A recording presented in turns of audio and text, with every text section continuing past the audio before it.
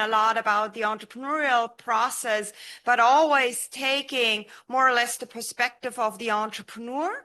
Today, we are switching perspectives, and today we have the chance of stepping in the shoes of investors. And it's not that I've brought to you like any investor around in the ecosystem, but with Inga, we actually have the Investor of the Year 2024, who got an award by the German Startup Association. So somebody who's not just a lot of experience, but also works with many early stage startups. And when I asked her, she was really delighted to share her perspective with you. And then she said, well, perhaps it's not just my perspective that could be interesting for your students, but perhaps I should also bring Philip, because Philip was in your shoes not too long ago. It depends always how you look into this, but Philip actually graduated from Tom School of Management, I think last year, right? So still not just a very fresh mind on how it was being a student, but perhaps, Philip, you also would be willing to share some of the insights. What are the right steps for you if perhaps you're interested in entrepreneurship, you're interested in our ecosystem, but perhaps not as a founder, right? But in this other perspective of somebody supporting entrepreneurs, investing in entrepreneurs. But overall, I'm just really delighted that the two of them really allow us to change the perspective, to look into the investor side to entrepreneurship. So let's just welcome them with some applause.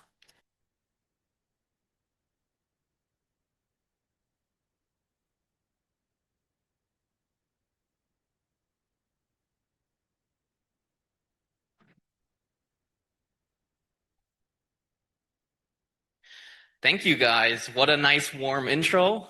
I'm so happy to be back here. I never thought that it would be that quickly, because I actually finished my master's end of last year, beginning of this year. So I'm going to get right started off with the first. Did I press something wrong?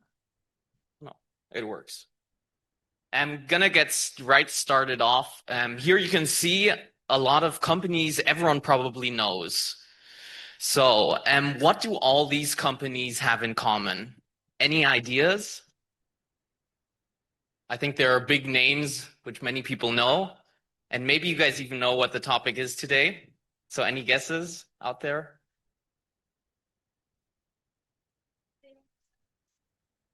Yes, they're all startups, but there's one more factor which they all share.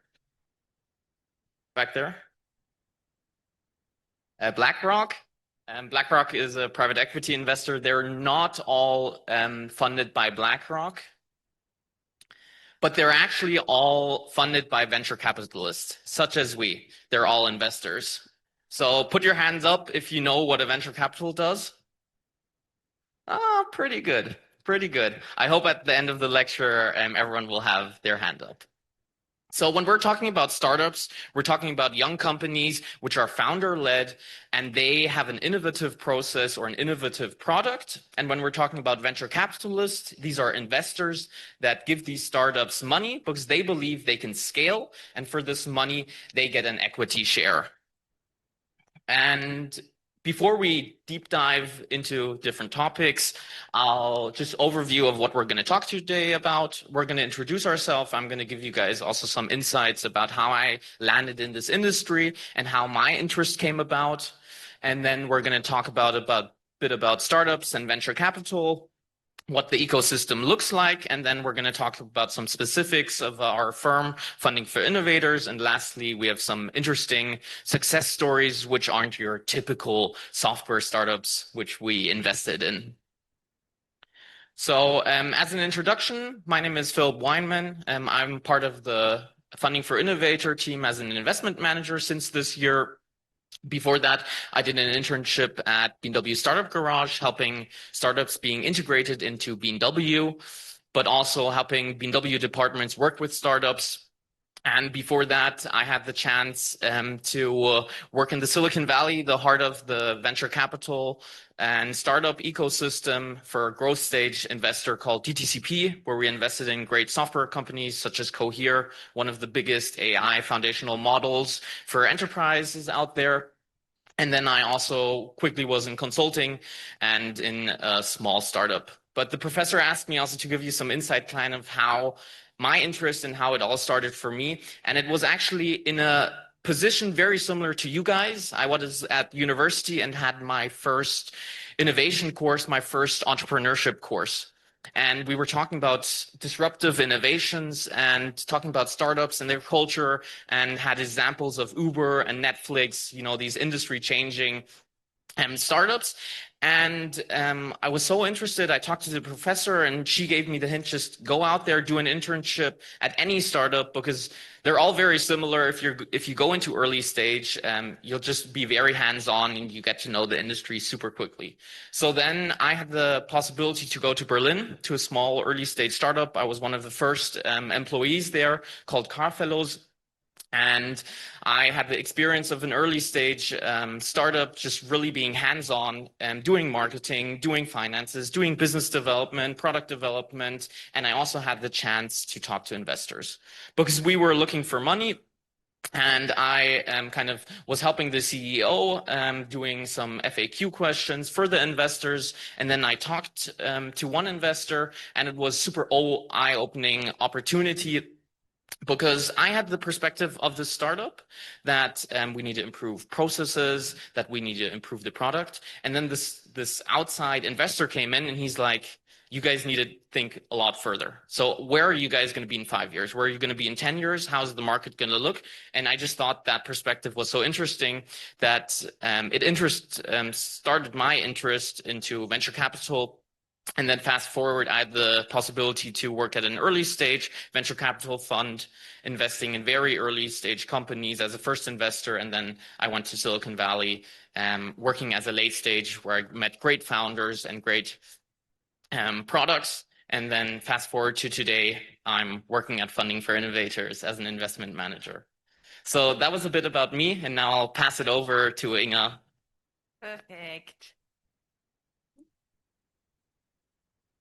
Perfect. Thank you so much, Philip. Thank you so much for the warm introduction. It's really a pleasure to be here to meet all of you.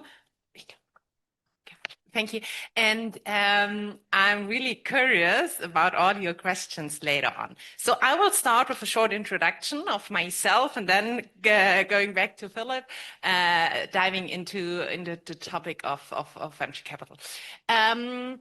So I'm Inga. I started my career with BCG many years ago in consulting, and then I did my PhD with Professor Nicola Breixt here at the TU Munich, which was really, really an interesting time in my whole career. Really interesting. No, really interesting, because that changed a lot. That was definitely the way for me into working with startups, working with venture capital, working with founders very early on. And then I went back into the automotive industry. So I did a lot of cases in the automotive industry with BCG. So I went back to MAN Truck and Bus first with the corporate strategy, and then I was head of sales strategy. But for me, I realized that I want to go back to the ecosystem. And that's what I meant with interesting, that this was so much fun for me, working with all those startups, working with all those founders during my PhD. So I definitely decided for myself, I want to go back there. I want to work with all those startups and all those founders again. And I started at Unternehmertum 5 years ago. I'm managing our pre-seed fund. So we invest very early on in B2B deep tech startups. And that's why we are here, giving you an overview in what we are doing. And actually, I think I have to do the next slide. Yes, okay. Just a little bit confusing. Sorry. So this is Funding for Innovators. So this is my team. It's Philip. You already know Philip, Mauricio, Paolo, Tobias, and the other Philip. We have two Philips. And maybe you're familiar with Helmut Schönberger. Helmut Schönberger is the CEO of Unternehmertum, Konstantin Reetz and Stefan Trüssler. So that's our investment committee. So a very small team. We do 8 to 10 investments per year. So that's a lot of work for the whole team, but it's also really an honor to work with so many different teams from the ecosystem very early on.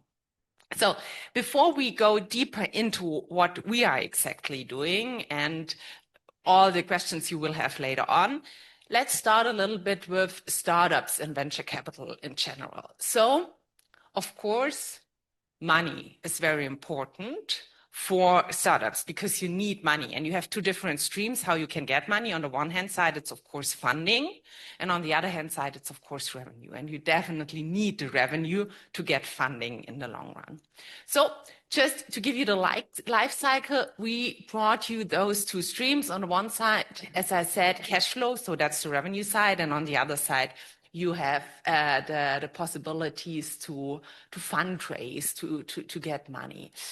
And as you see, it's not that easy to get revenue in the beginning on, and that's the reason why the cash flow is negative in the first years. So you have here the cash flow graph, and as you might be familiar, of course, there are insolvencies in the beginning. So founding is a very challenging one, a very challenging step. So it's nothing you can be sure about. So there are, of course, some difficulties like early insolvencies.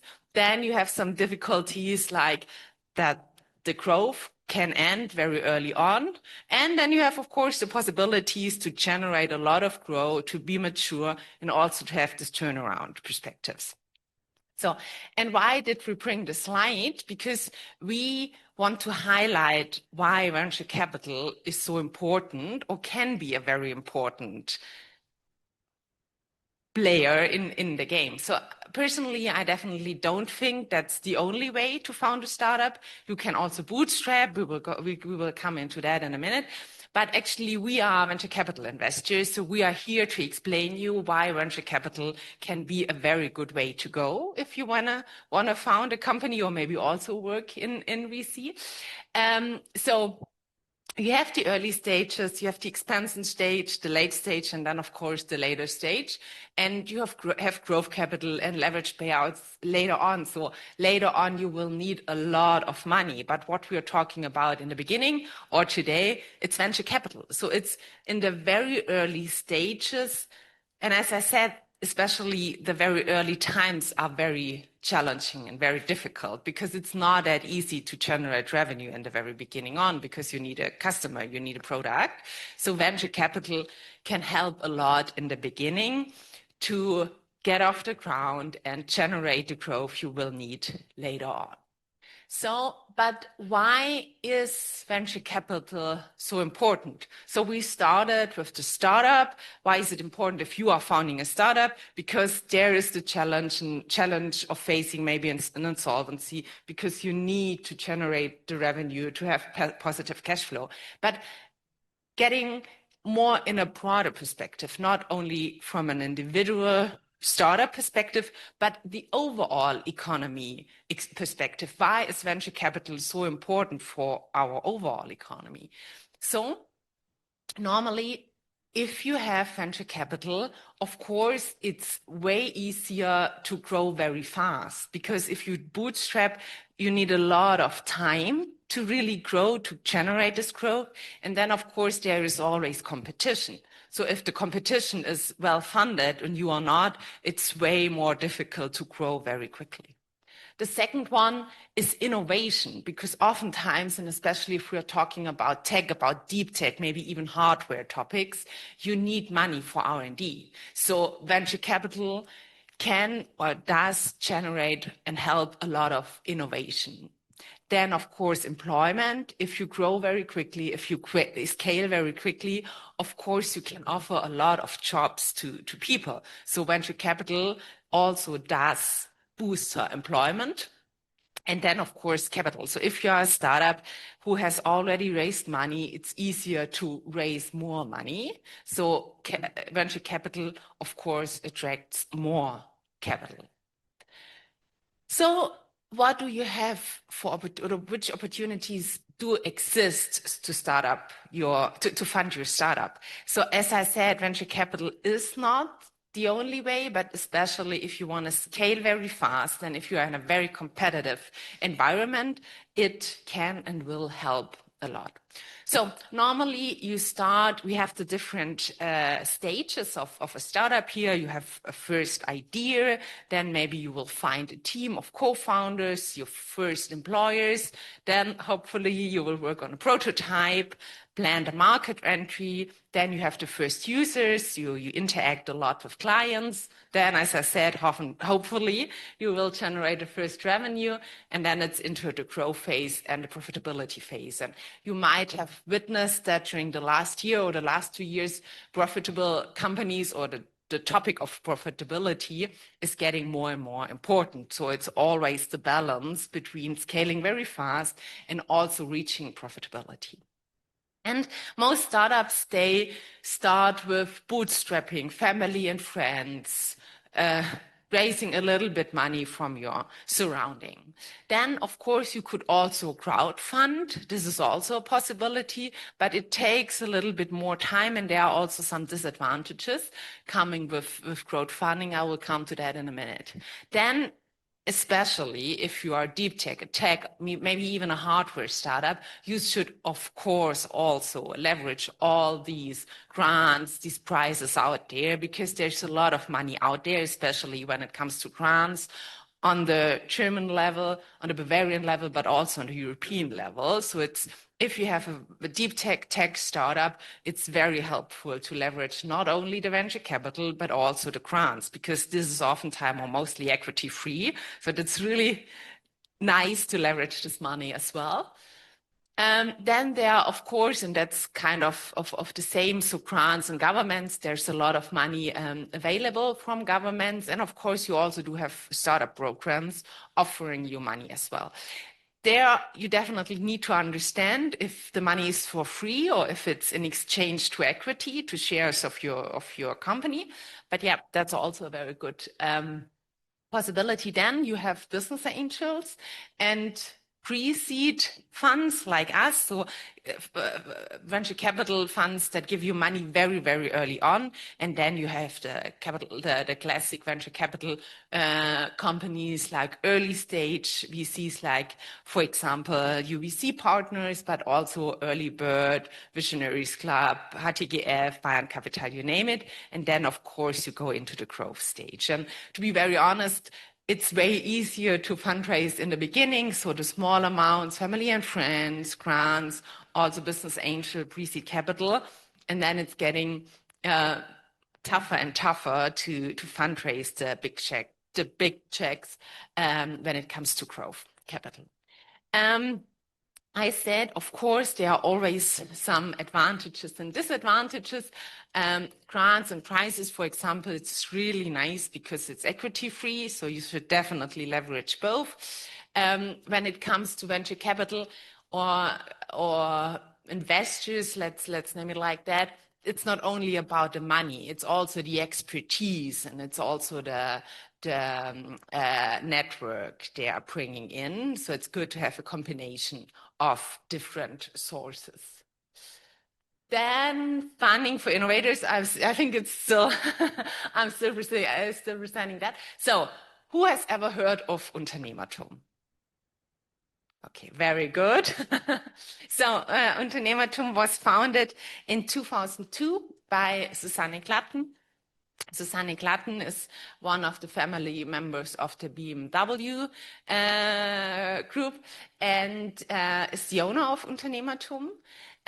We work a lot with talents, with startups, and with corporates. So I think the number is missing here, but we have 17,000 participants in 2024, innovator students working in different programs with us.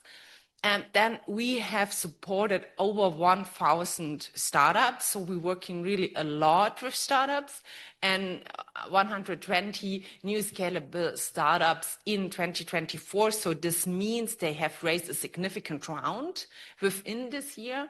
And all our startups have raised in 2025 2 billion. So it's 1/3 of the whole funding that was raised in Germany. So our startups have raised 1/3. So we're quite proud of that. But we are not only working with talent, students, and startups, but also a lot with corporates. So we try to match them, the corporate partners and the startups. We have a lot of innovation programs and cases with our corporate partners, and try to really help them facilitate innovation and scale, because we truly believe that innovation, it's not only a startup topic, we also need a lot of innovation within family business, within corporates. And we truly believe that connecting the dots, connecting the different players like startups, like talents, like corporates, family businesses is very important here.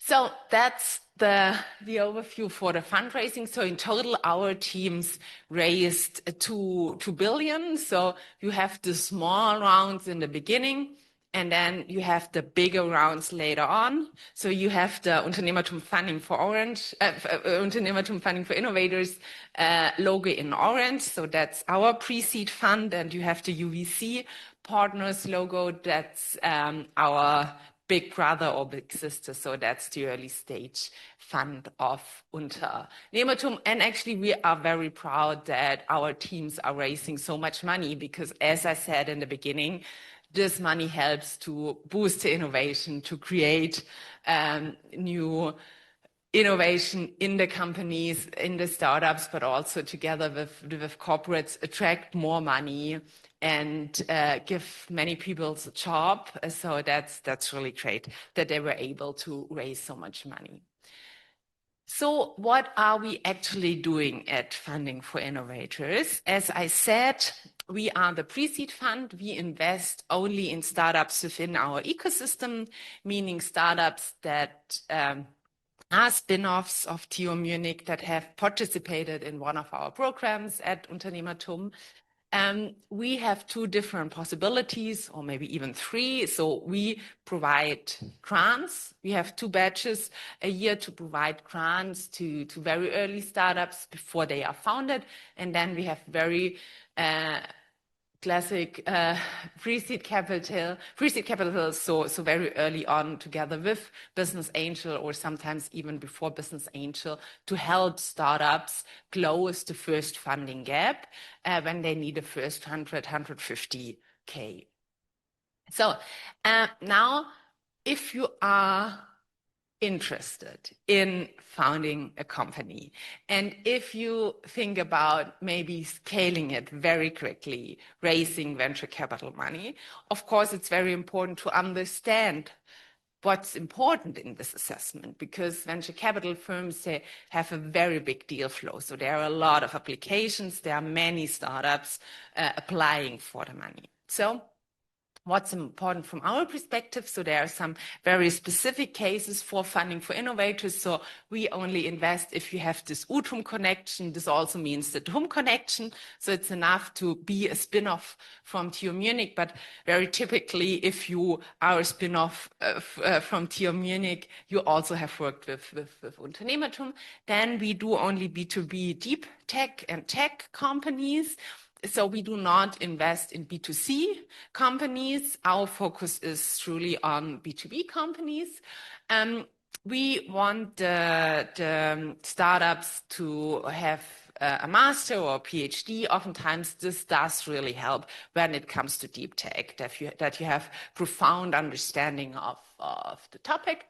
Of course, especially for deep tech and hardware startups, it's oftentimes very important to have an IP, to have any kind of IP referring to your product. We only invest in VC cases because we try to establish an evergreen fund. So if there are exits, for example, within our portfolio, we would reinvest directly in new startups because we really want to boost this ecosystem very early on. So for us, it's very important to invest in VC cases, and that's the case for many investors that they are looking for venture capital cases.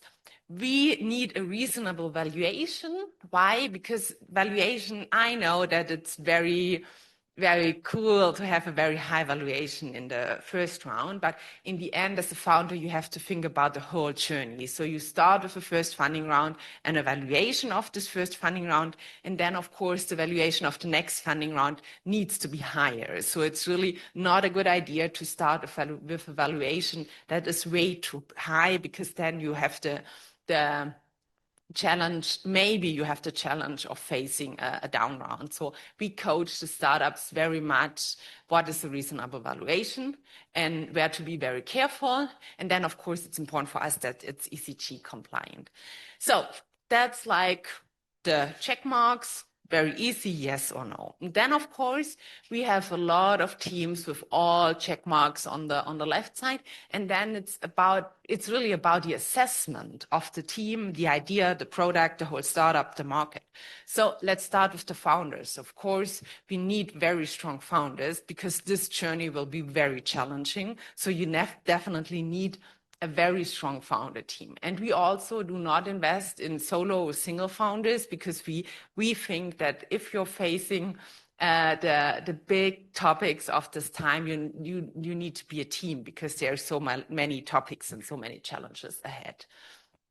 Then, of course, we also look at funding and investors. So are you able to attract money, be it maybe grants in the beginning, be it business angels, and then, of course, venture capital, because as we said very early on, money attracts money. So we definitely need to understand, is this a fundable case? Then, of course, we also think a lot about partners and support, because this is a long way you will go. So you definitely need the support of partners. Who is collaborating with you? Who is helping you? Do you have advisors? And it's also encouraging you to have really good advisors, because there might be or will be many challenges. So it's very important to have a very strong partner and support a network. And then it's not only about the founders, of course, it's also a lot about team members. So are you able to attract top talent? Because of course you need a very strong founder team, but in the end it's not only about the founders, it's about the whole team. And especially if you want to scale, the team is becoming bigger and bigger, and of course therefore also very important. Then so that's like the topics we're looking in at the beginning, and of course we're looking if there are any red flags or if it does make sense for us to set up as it is. Then, of course, we look at the technology, because is it especially if you try or if you plan to establish a startup in the deep tech area, your technology is your advantage. So we have a deeper look: is this technology what the market needs? Is it really addressing a pain point? Is it really incremental change, or is it incremental? Is it really a quantum change and not only incremental? Then, of course, the cash flow formula. As I said in the very beginning, you definitely need to generate money. You need to generate revenue, and what's the cash flow formula behind the revenue? And then, of course, go to market, because even if you have a really great technology, and this is not really addressing the need of the market, and maybe it's also not really clear what's your go-to-market strategy, in the end, you will not succeed. So we will challenge you a lot about the go-to-market. And then, of course, what's your value proposition? Because, as I said, there will always be competition, and what's your value proposition compared to the competitors? Because having maybe a good team and a good product and maybe also a big market, it's not enough. There is always competition, and we definitely need to understand what is your individual value proposition. Yeah, I think that's it from my side. So handing back to Philip. Amazing. So I'm going to be a myth buster and bust a couple of myths now.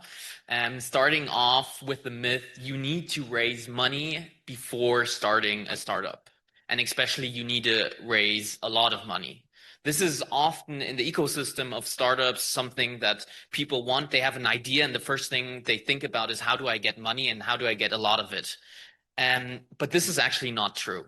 What we've noticed, the best founders really are super lean, super efficient, with minimal money. They bootstrap at the beginning and they can iterate their product to quickly identify, is this a product something the market needs? And for this, we also at Funding for Innovators have our prototyping grants. Inga mentioned it at the beginning already. A very early investor is not always the best. So especially as a deep tech startup, you should always go for all the grants.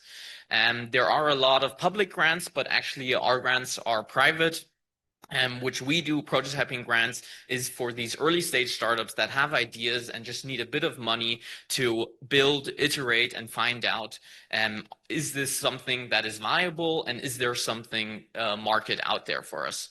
So as was mentioned here, we really focus on B2B, deep tech startups, sometimes high tech, but we try with the Unternehmertum and TUM network to really focus on that deep tech, which means having some kind of novel idea, something that is not out there already. And we do this 2 times a year. And just actually last week, our last prototyping grant application closed.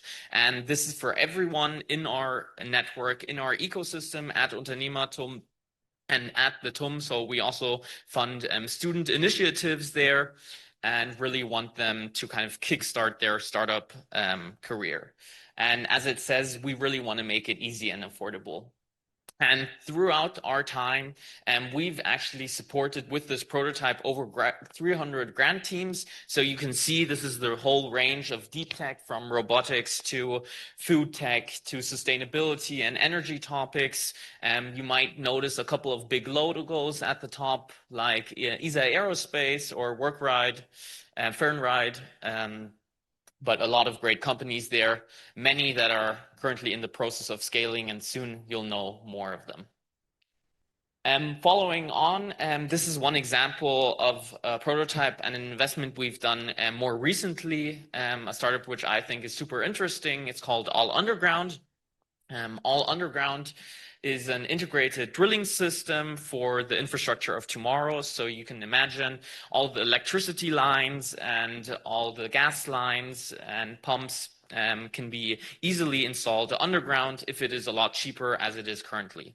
And this actually started off as a student initiative. They competed at the Boring Company competition from Elon Musk in LA, where it was all about, on a scale from 1 to 5, downscaling your product and seeing if it is possible to drill underground and see who comes the furthest. And they actually won and received a prototyping grant from us to then start off their company. And fast forward to today, we invested in them, and they now actually are doing their first pilot tests and projects outside of Munich, and also attracted investors from the US, which is a great success, but they're only getting started off. And the next myth is that it is raising money is slow, complicated, and expensive.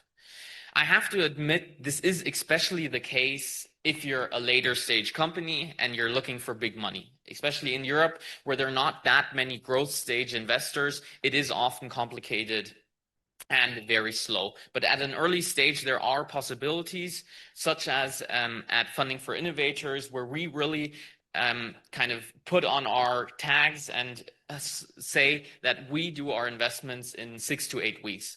So we try to be lean. We're a small team of 4 people, and our grants, our pre-seed capital, which is mostly through convertible loans or equity investments. We do both there, are up to 150,000, and we try to be lean and efficient. Our IC is pretty small, and we can do this all on a rolling basis. So there are no application deadlines.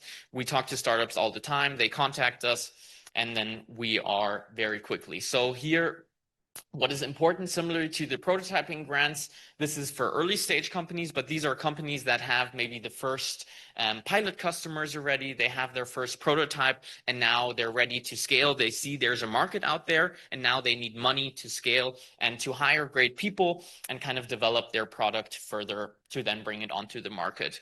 Similarly, this is also B2B deep tech. And as I mentioned, here it says convertible loans. This is the CLA. So first of all, it is seen as a credit, which then transfers into equity. This is especially the case for companies that are trying to do their first equity round and it's taking long. That's why we give them a credit before their first equity round happens. So this equity turns into, credit turns into equity.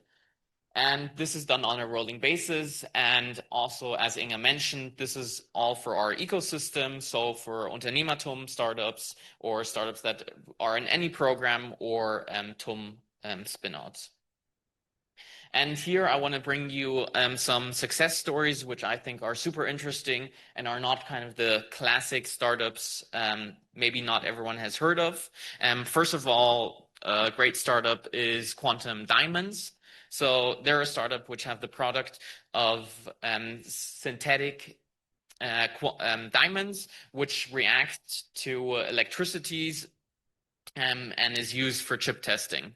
So we all know that chips are the big kind of economy of today.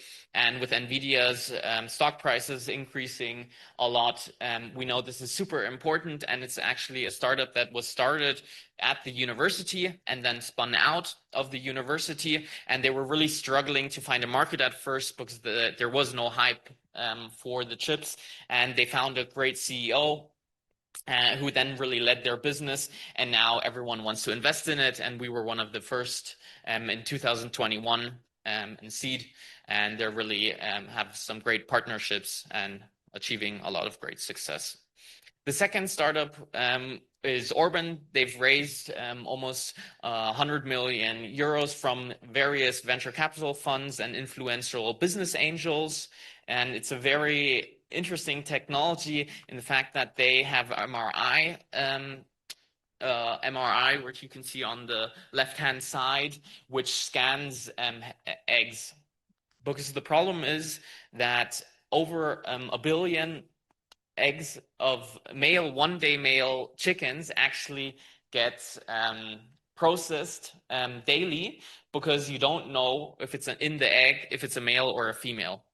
And with this source, you can identify without destroying the cell structure of an egg, you can identify if it is a male or a female egg. And this saves 100 or a billion of one-day-old male chickens yearly. And also a lot of food consumption is then saved and energy is saved. And it's an industry which is not on the top of everyone's mind, but they're having great success there. And also great funders and our Series A company. So that was it of the success stories and of our presentation. Now we're open to have questions.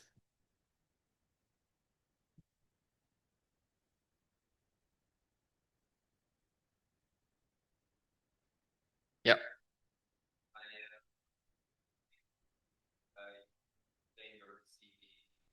Yeah.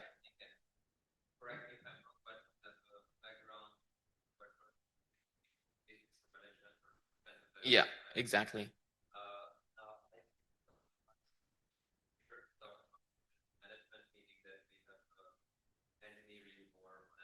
Yeah. So you're already a step ahead of me.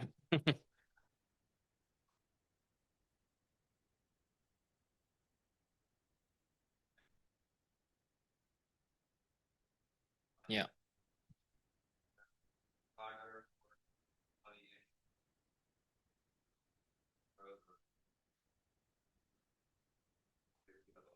Yeah. No, super good questions.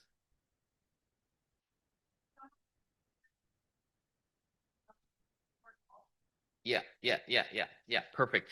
So the question was to if you have a engineering background, especially in your bachelor's, and now in your master's you're doing something business, how easy or how difficult is it to kind of shift in the industry into venture capital or innovation management or similar fields?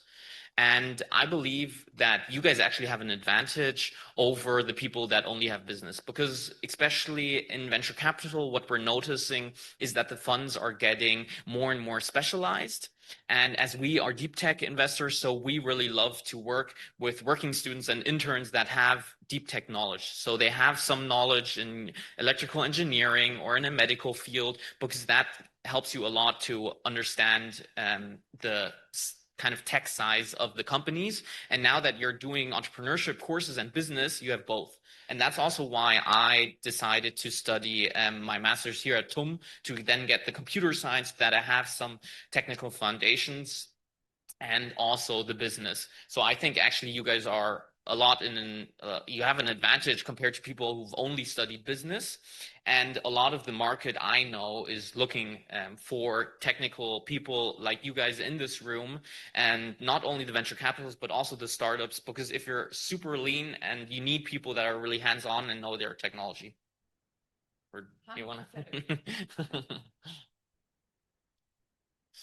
Next question. Yeah, in the back.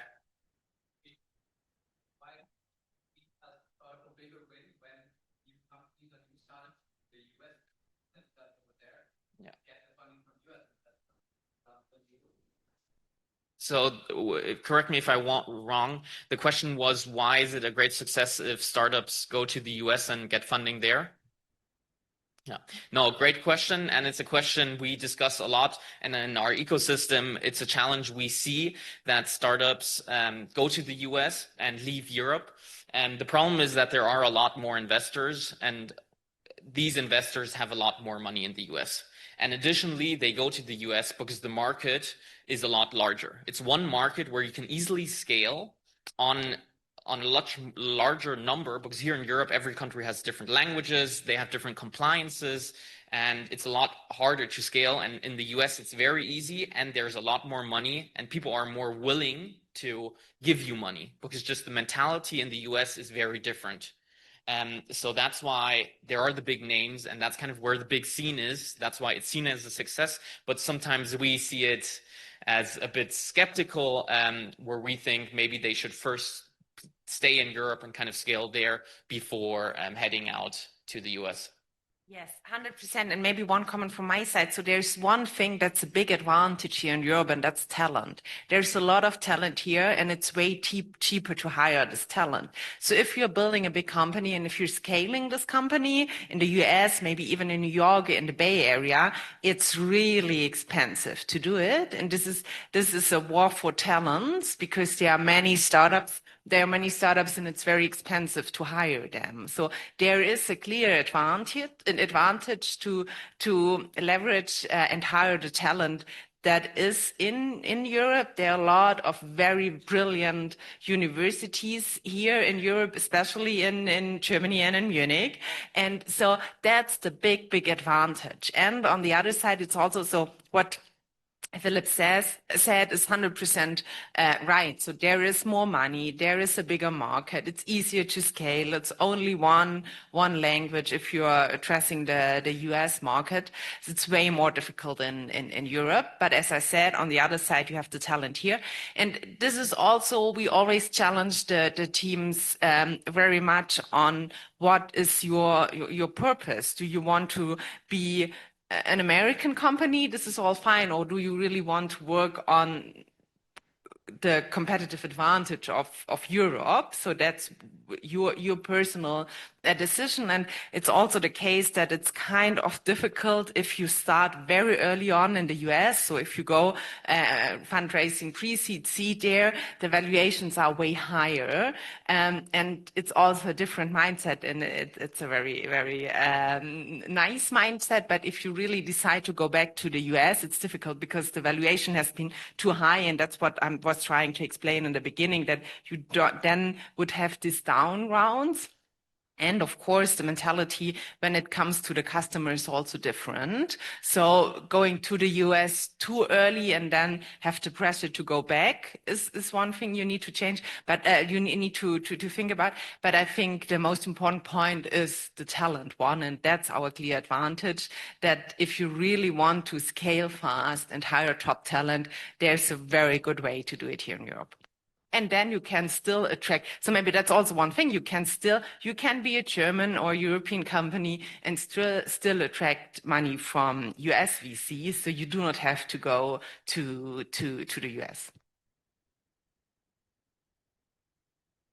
Any other questions? Yeah.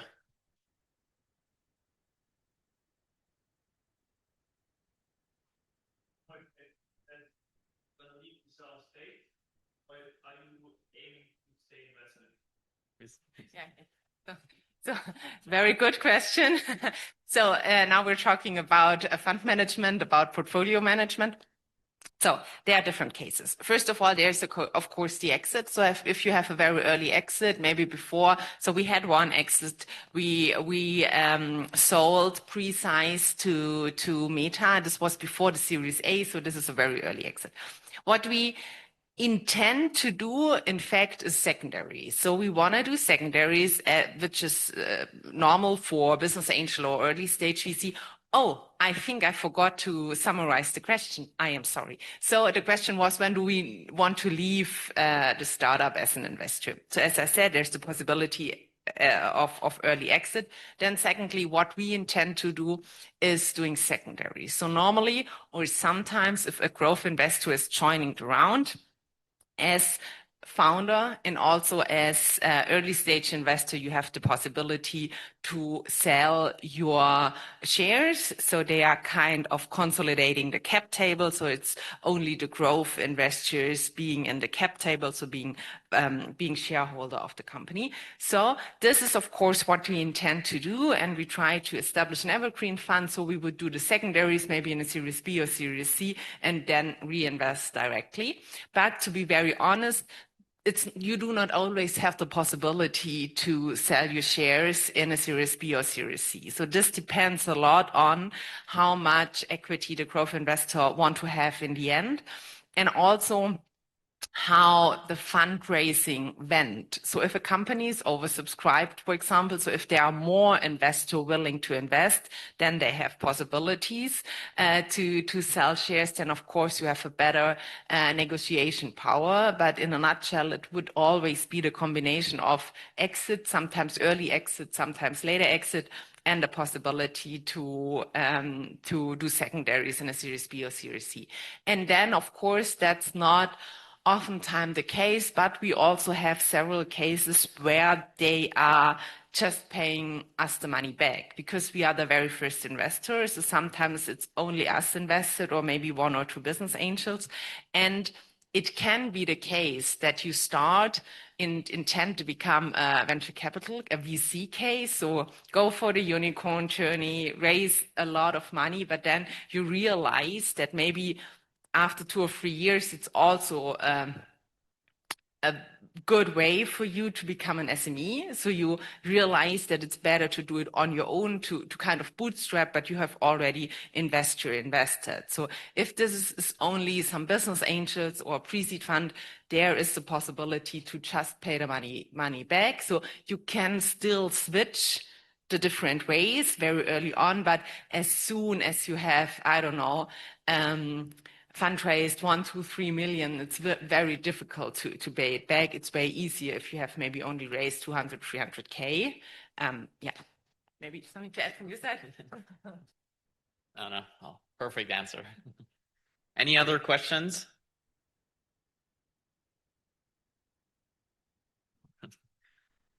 In the back?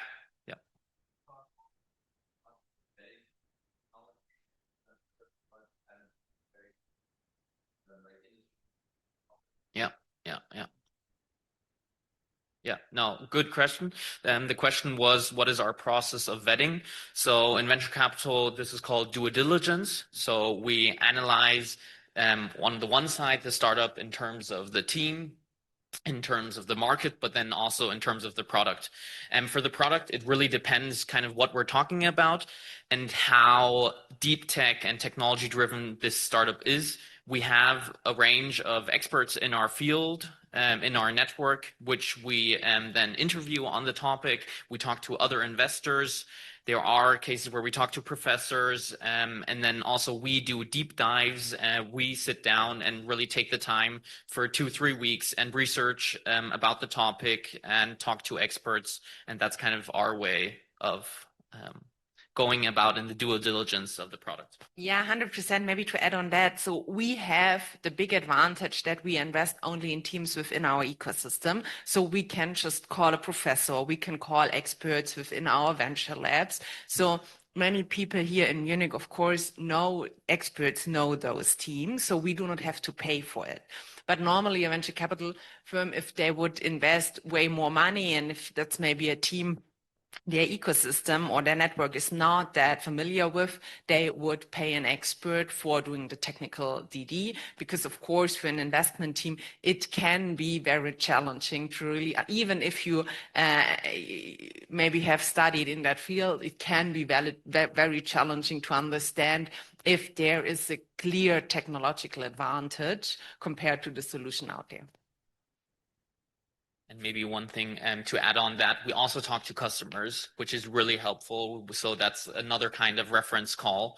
So just last week, I actually had one, and this customer then told me that there are various other companies that actually do the same. And he told me this is not rocket science. And that was kind of the best explanation.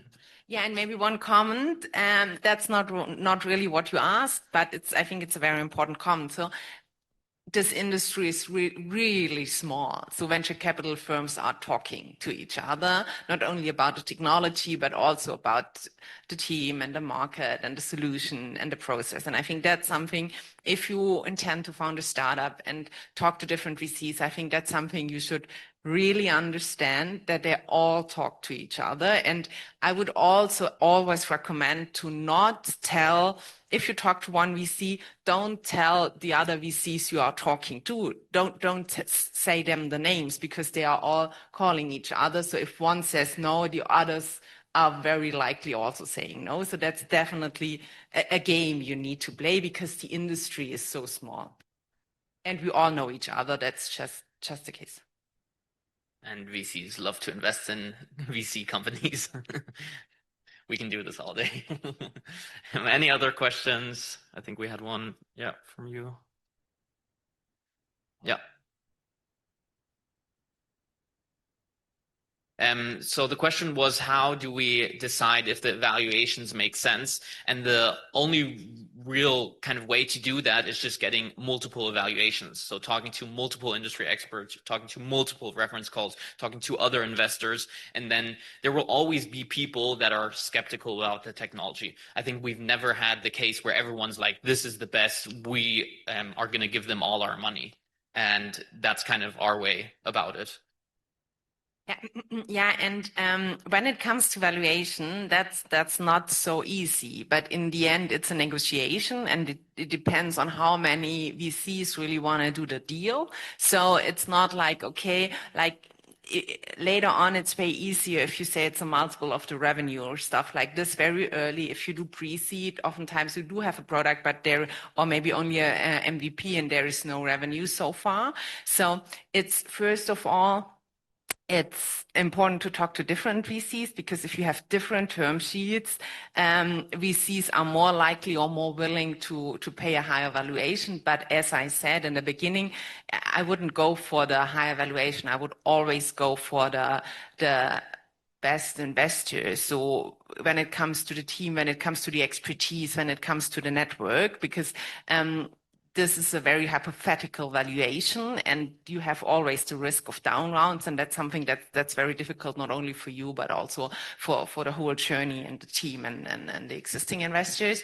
And then, of course, you have some standards. So normally, if a pre-seed investor invests very early on, they want 20% of the cap table, and then it depends on how much money you're raising and equaling it to 20%.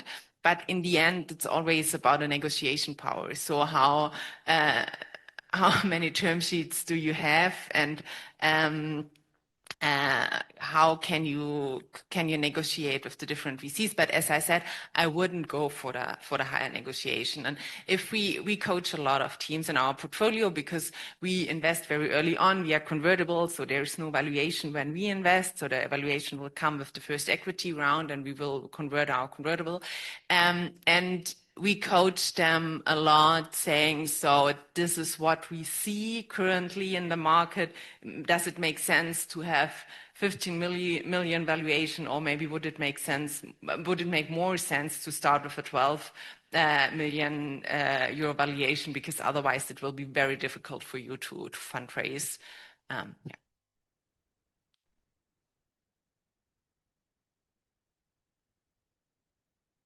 Okay, the question was why we're going with a convertible and not with the direct equity. So what we do, we invest very early, 150K with convertibles.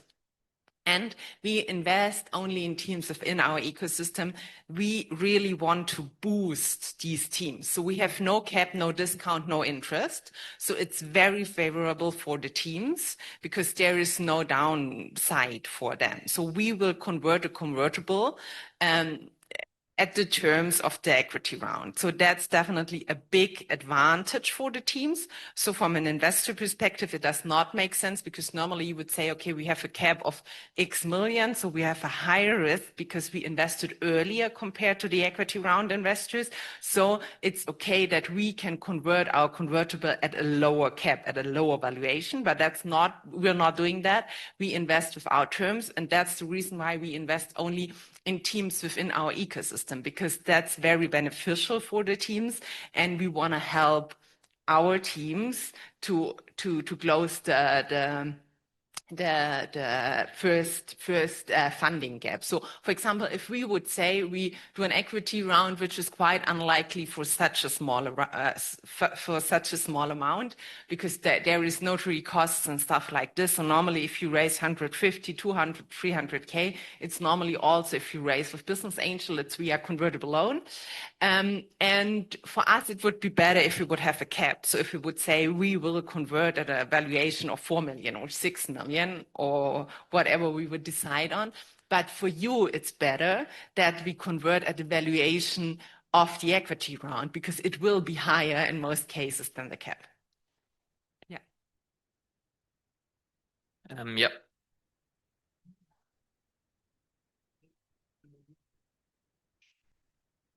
Yeah. The question was if we have any practical tips to deliver a pitch. First and foremost, practice.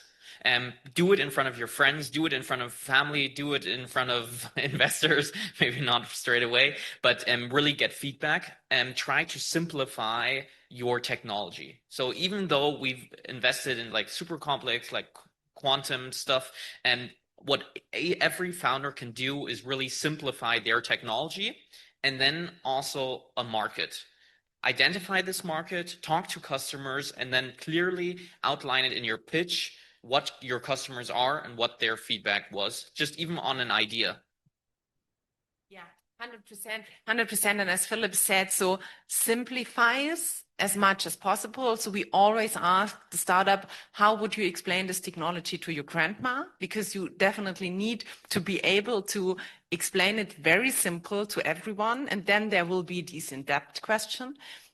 So simple, short, but also you need to cover all relevant aspects and just Google it. So it will be like team, like technology, like go-to-market, like market size. So there are maybe 5, 6 very important topics you definitely need to cover. So if we have a pitch, and they are only talking about technology and absolutely not about the market and not about the team, we do see that they did not really think about how to get it off the ground. They are way too much technology focused. But on the other side, if you're not talking about your technology, that's also not a solution. So I would say there are 5, 6 check marks you have to cover in your pitch.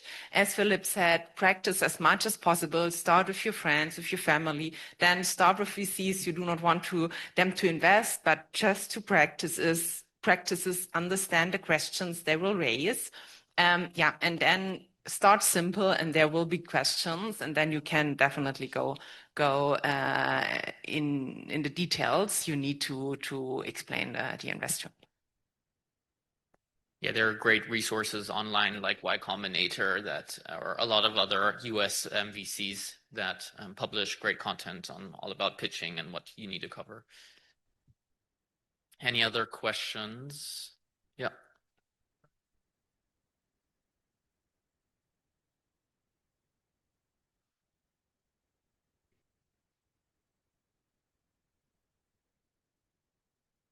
So the question was what the current default rates, if I understand wrong, is that like insolvency rates?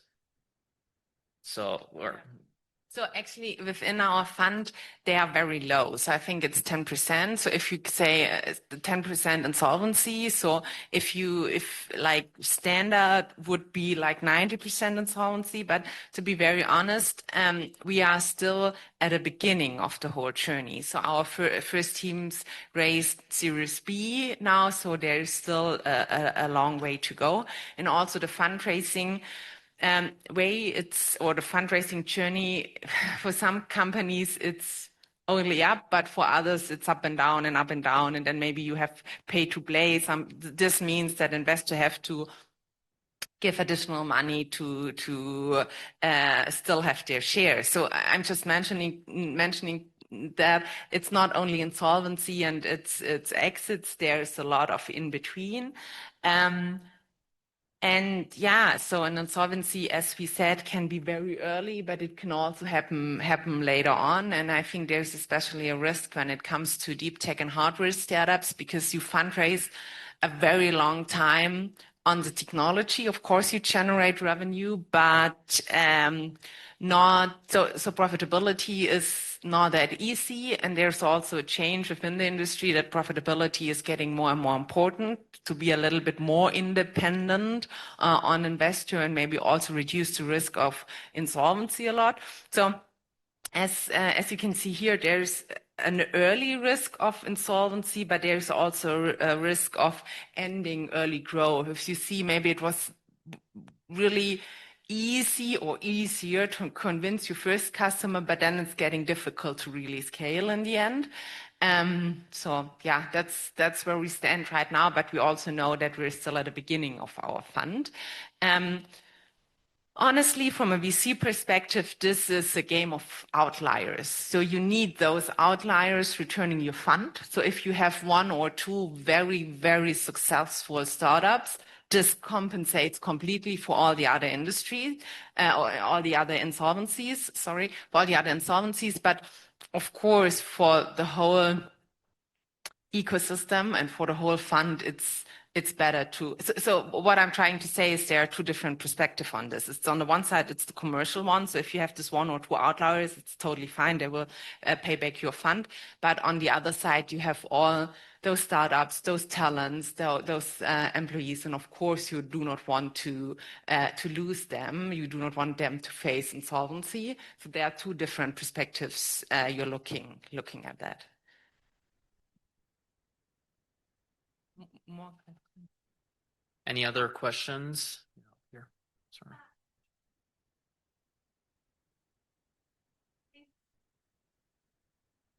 Yeah,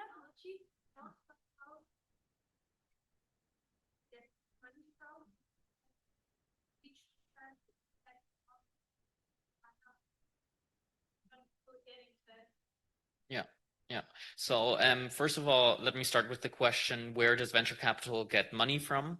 And this really varies. Usually there's a pool of various kind of money givers. So this can be one, high net worth individuals. So these can be people that own companies, have sold it, and they invest in your fund. And these can be institutional investors like KfW, big one, or even the European Union invests in funds. And then it can also be corporates. So something like BMW or SAP invests in your fund. For us, because we're part of Unternehmertum, 100% of Unternehmertum is owned by Susanne Klatte, who's also a big entrepreneur of Germany, and she also owns a lot of stake in BMW, and all our money comes from her, theoretically, as it comes from Unternehmertum. And then talking about CAP, so this is when we are talking about convertible loans. So convertible loans, they start off as a credit.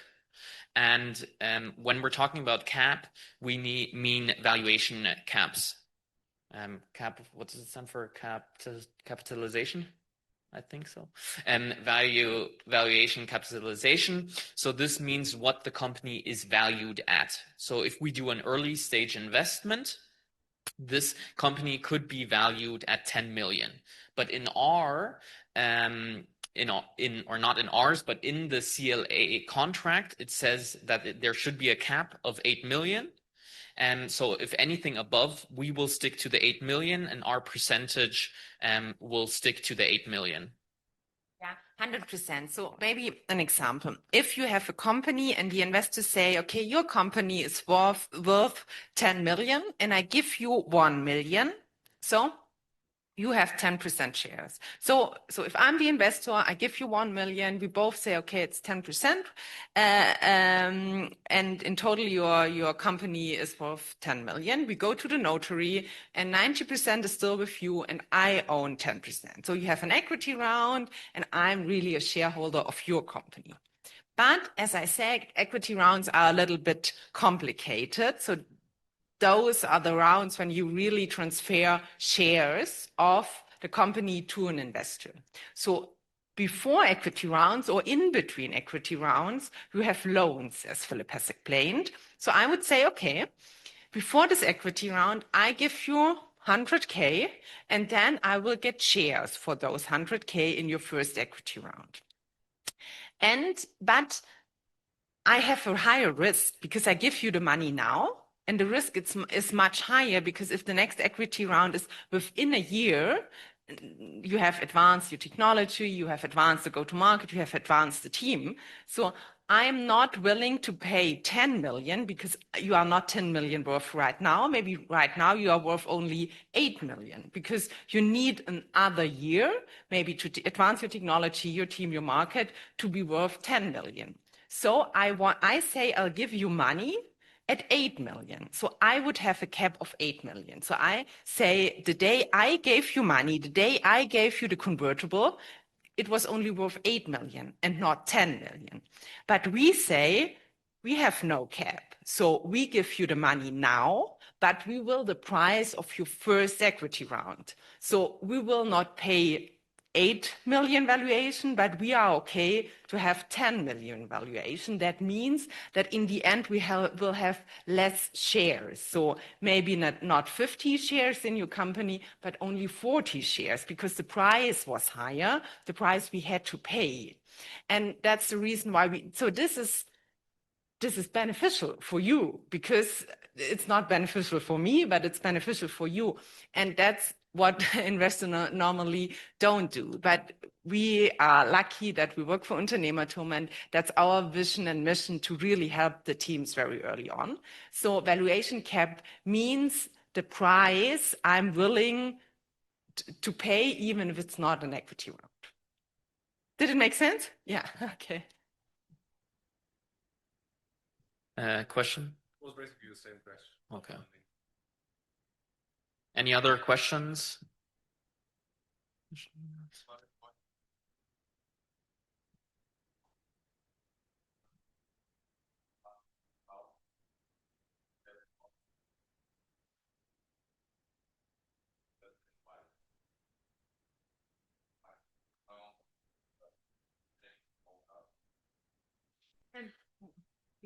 Yeah, no, actually what I'm saying is that we do not negotiate a price right now. We just pay the price later on. So in this example, it's not like we have invested a year earlier, but we just gave you the money at the time of the equity round. But in fact, you got the money way earlier. And in both cases, you would need a 900K from someone else. So your question was, this is what you wanted to understand. Did I get you right? Yeah, okay, perfect. So if the valuation is higher, your stake in the company is less. So that's why they usually want to add a cap to have like their fixed kind of percentage, have 5% of this company. Questions? Yeah, in the back.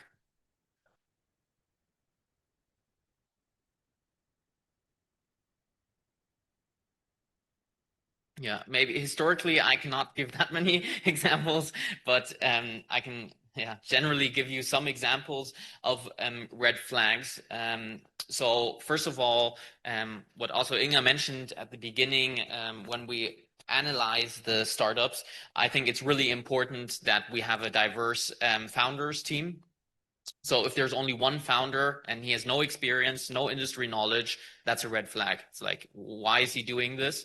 What is his interest? And then also throughout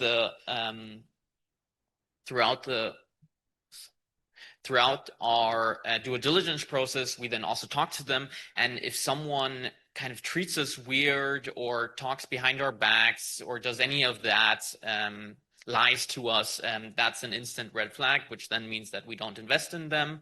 And maybe Inga can share some. Yeah. So of course it's about the founders, the founding team. Are they willing and able to really build a big company?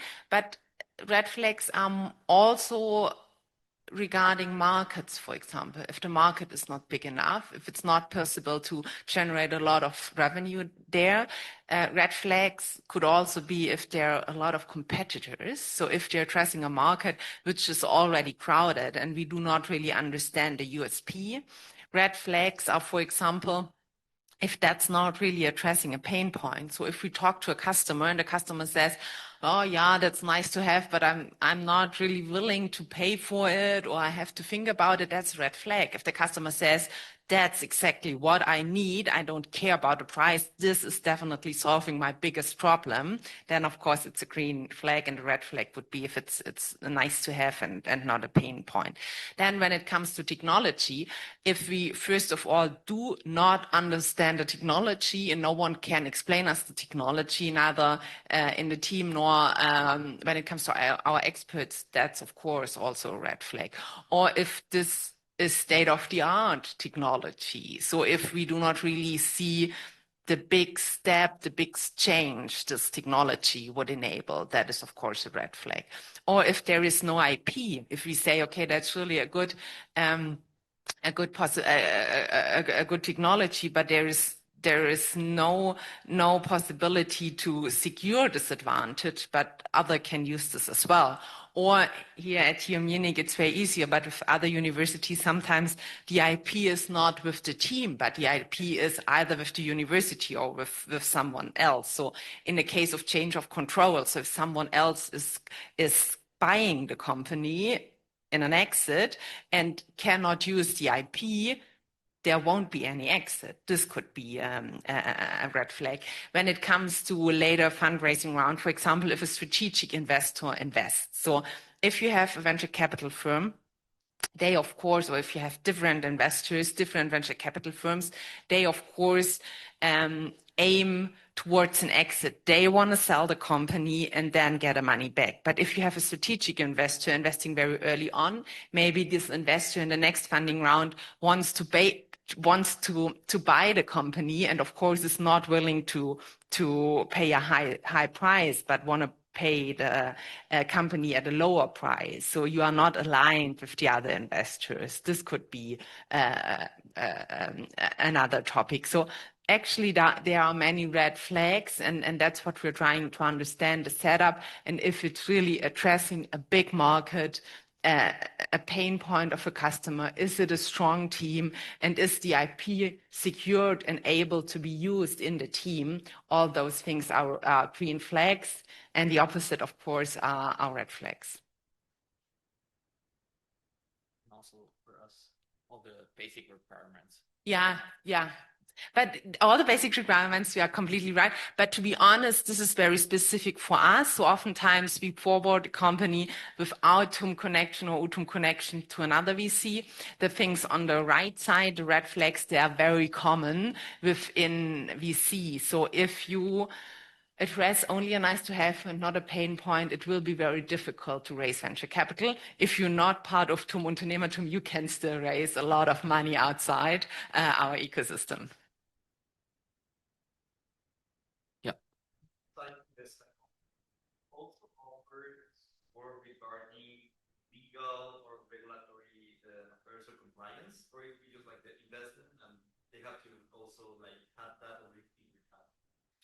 Yeah, so the question was if we support the startups, especially in terms of legal and regulatory requirements. So if we do an investment, and even if we don't do an investment, we try to support these startups. So we introduce them to people we know that are experts in such fields, and we also introduce them to other people in our network and programs. And if we've done the investment, then especially we want to double down on those teams. And as an early stage investor, I think it's super important to be there for the startup and help them in any case. So this can be a legal case. We, of course, as a team don't have the expertise, but we know people that do, and then we would forward them to that. But also try to help them in any other cases. So if they need customers, if they want to do fundraising, we support them. Yeah, I think that's a key role of early stage. Yeah, absolutely. But you always need a lawyer, because the legal stuff is a yes or no. There's a lot of coaching in between, but for the legal stuff, you need a lawyer. And I know in the early days, you of course are very cost sensitive and lawyers are expensive, but it's way more expensive on the long run to not have a lawyer. So please go to a lawyer, to a good one. And I know it's an expensive pillar in your overall cost structure, but there can be so many there are so many possibilities to make a mistake in the early days, and if it's within a contract, so you can't do anything afterwards. So I think that's a really important thing. As Philip said, of course, there are many standard things we can advise you, and we also do advise you, but normally in the end, it's a very specific, complicated topic, and you definitely need a good lawyer. Yeah. Can you give some examples of what specifically you want to see for a company to be ESG compliant, and why do you include it into your requirement? I think I'll pass it on to Inga, really. Yeah. So actually, why did we implemented in our requirements? Because we want the startup to think about it. That's something that was, of course, way more important 2 or 3 years ago, but it is still important. And that's something that VCs will ask you later on. That's the same with reporting. We also want a reporting from your side, but this is not only because we want to understand the numbers. It's more to make you think and start report. And this is really more a discussion. What is important for you as a startup to be ESG compliant, because we are very early and one of the first investors, and we really try to help you understand what investors ask for. And ESG compliant is for me the same thing as reporting. So we start a discussion with you in the very beginning on, and then of course it depends a little bit from industry to industry. But this is something investors will ask you, and that's the reason why we. So you don't have specifics you want the companies to have? Or... No, we are so I know that there are a lot of VCs that do have that, but it's a little bit more complicated in our case because the industries we invest in are very diverse. So we have software startups, we have hardware startups, we do quantum technology, we do robotics. No, this is more a discussion. We start in the beginning, and we also want to understand if this is a topic you that's important for you. Of course, there are some red flags. So if you don't care about it at all. But yeah, it's more like how do you think about it? Where do you stand? Does it make sense in your case? Perfect. Any other questions? Yeah.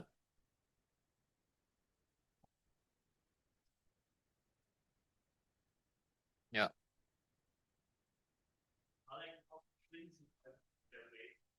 What portion would you say how does they develop over time, and what portion is it like intrinsic value, like asset base, customers, and so on and so forth, and what's the expectation? Yeah.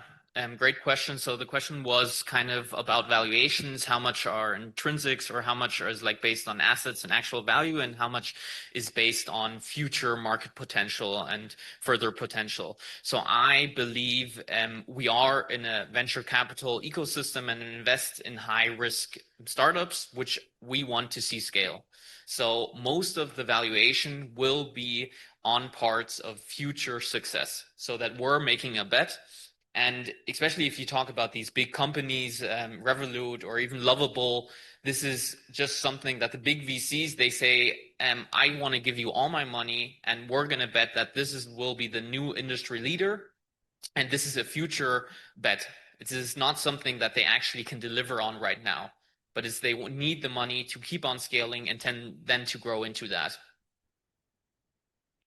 100%. So to add on that, we are pre-seed investors. We are not growth investors. So it's difficult for me to comment on the latest Revolut valuation. Maybe one comment from my side to that. So it depends a little bit. 100% that it's very much future oriented, but in the beginning, it's even more future oriented than later on, because as we try to outline, so if you have a fusion startup, for example, it's a long way towards revenue. So it's of course a bet on the technology and on a bet on the future. So what I wanted to add is that on the one side, it depends along the journey. So there might be even more future oriented in the beginning. It is still later on because we are in a very innovative setup. So of course, it's a lot about the future, but it's even more in the beginning.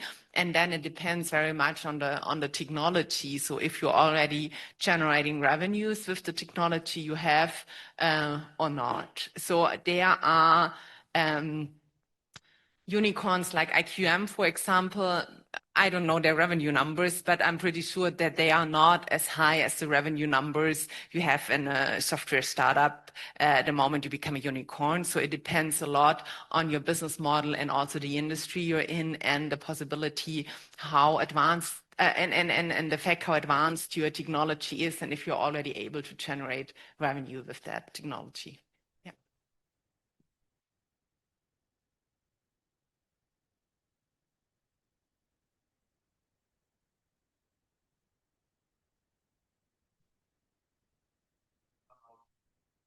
So the question was, if there are many startups that are overvaluated. Yes, I guess we do have many startups. There was also a very big hype in 2021, 2022. So there were very, very high valuations. And I also think that there are some startups where the valuation is clearly too high. On the other side, we talked about Lovable. I think they became unicorn this year, and now they have 200 million ARR. This is quite a lot. So this is difficult to answer the question in general. But I think, of course, there are startups where the valuation is definitely too high, and there will be down rounds. That's part of the game. And maybe to add on that, there are so many companies raising so much money at the end of the day that can't all be delivered. So there is definitely a hype. The question is how big is it and how big will the bubble pop? But sooner or later, there will be down rounds and there will be insolvencies. But also what is super important when we're talking about valuations, at a later stage, growth stage investors, they do have financial instruments to decide on valuations. They use ARR multiples, and they kind of have their methods compared to as early stage, especially in hardware, where they don't have revenues. It's more qualitative basis and kind of look and feel.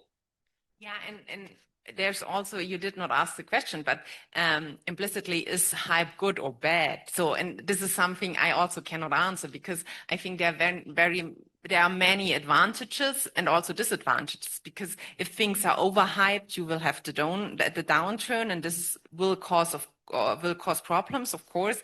On the other side, hype generates a lot of innovation because a lot is happening and it's attracting a lot of money, which is generating more innovation. So I think you must be aware that this is part of the industry if you work in startups. In venture capital based startups. As I said in the beginning, that's not the only way to go. You can also bootstrap an SME, and it's not better or worse. It's just different ways how to establish and how to build a company. Yeah. Perfect.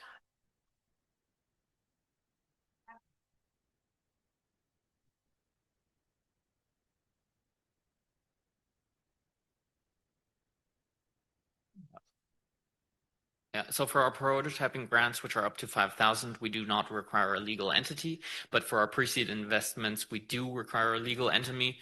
And until now, to this date, we've only done German investments or into German legal entities. We're looking into the EU, but outside of the EU, it's going to be very difficult for us to invest in the legal entities.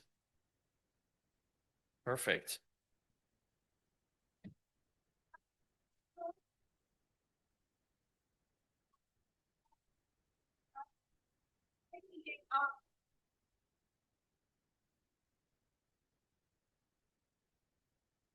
Thank you so much. And feel free to add me on LinkedIn or Inga and write me any questions you have. I'll see you tomorrow. Thank you. I'll see you tomorrow. Tomorrow is our Q&A session. So perhaps tomorrow morning you want to flip through the slides and just make sure to ask me all the questions that you still would want to ask me in the classroom. So see you tomorrow. Thank you so much.